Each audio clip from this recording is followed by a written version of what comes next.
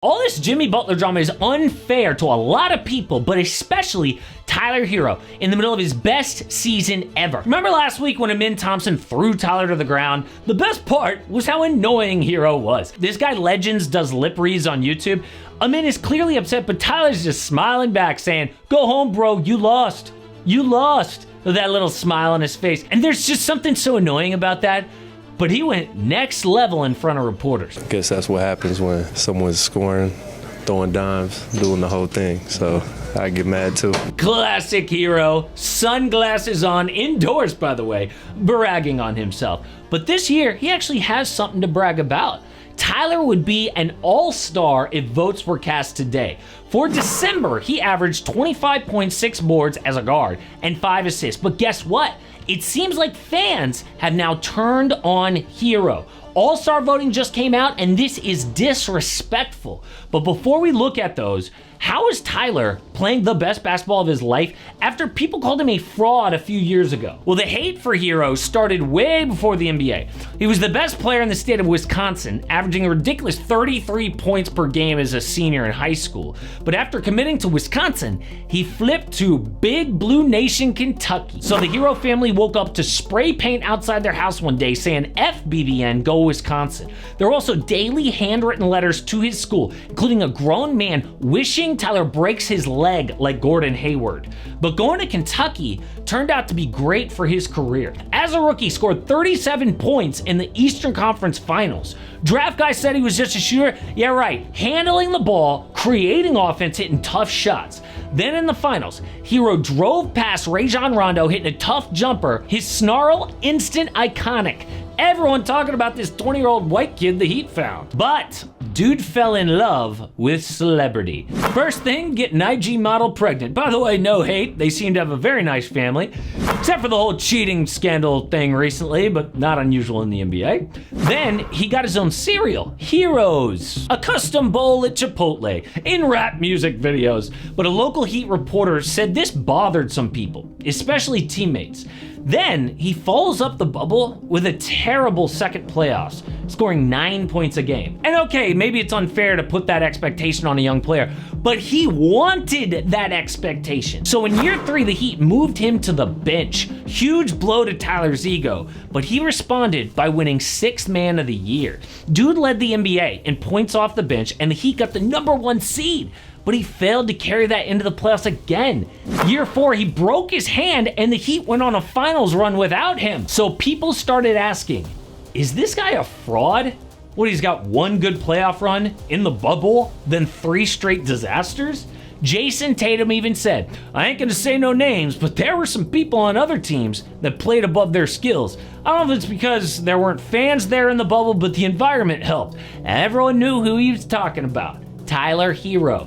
Dude had that 37-point game against the Celtics. What, you think he was talking about TJ Warren? It got so bad that Herro was in every trade rumor. Oh, Heat want James Harden? Trade Tyler. Donovan Mitchell, Damian Lillard? Bye-bye. But this year, he has proven Jason Tatum wrong like an all-star. But how? Especially without Jimmy Butler half the time. Wouldn't defenders be more keyed on Tyler Herro? Well, he's using that attention to set up teammates, career-high passing and assists. For example, Tyler drives, double-teamed in the paint, so he lobs it up to his teammate Khalil Ware. Look at that perfect pass. He's also perfected the step back. In that Rockets game, nasty crossover on Jabari Smith right into a 3. Yeah, that's why they were so mad at him. So look at his efficiency across the board. On the left is his first 5 years in the league, but this year up in the restricted area. Jumpers, pull-up, catch and shoot threes, but step back from 40% to 53%. That's like going from Scoot Henderson to prime James Harden. So how is he doing it? Well, Tyler has upped his drives to the rim to a career-high 13.3 a game, which kills his inefficient long twos, and it makes defenders afraid, which opens up that passing. He has just turned into an elite-level offensive machine with that confidence. Tight game in Orlando. Heat down 1 with 5 seconds left. Herro breaks 3, dribble right, pull up for the win. It was his 4th game winner like that. And 3 of the 4 came on the road. Confident. But a few weeks later, all-star voting came out, and it's not pretty. Despite his success, Tyler is just 9th among East guards. That is below guys like LaMelo Ball at 1, even Jordan Poole. What? Look, I get LaMelo is playing well, but he's on a 7-win team. Jordan Poole? I think the real list should be Donovan Mitchell, Jalen Brunson, Damian Lillard, averaging 25 points a game on a 5 seed. Tyler Herro, super efficient without Jimmy.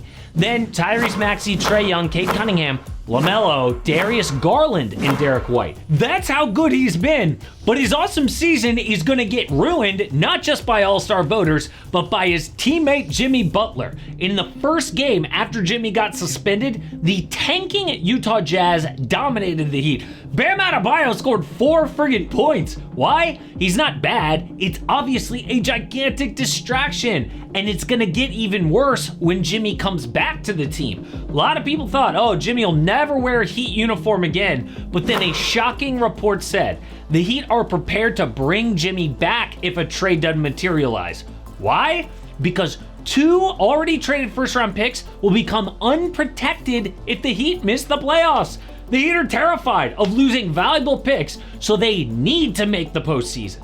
So even though Tyler is playing really great, this is proving one thing, and I hate to say this, but it's true.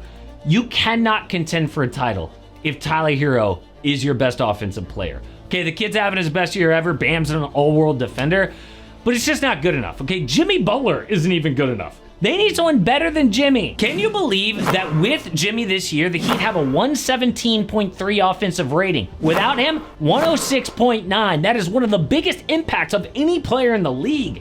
And still, he's not good enough. So how can they upgrade? One is to trade Jimmy Butler. That's looking more and more like a reality every day, but nobody is about to trade a star for Jimmy Butler. And the Heat know this. So reports say instead they're prioritizing cap space to acquire a star player. Now normally that is a stupid plan for almost every team except for 3 cities: the Lakers and Clippers in LA, Nets and Knicks in New York, and the Miami Heat. Superstars love to live in those cities, and there is a long list of stars that chose those teams in recent history.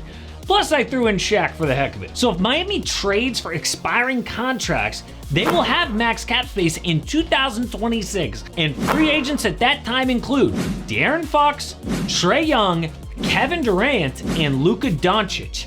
I guarantee Pat Riley has his eye on 2026 because it's how they've won every championship in the past. Oh, but things don't look so great in Denver. Okay, the Nuggets are in trouble, especially when they play good NBA teams. Nikola Jokic's playing the best basketball we have ever seen from him.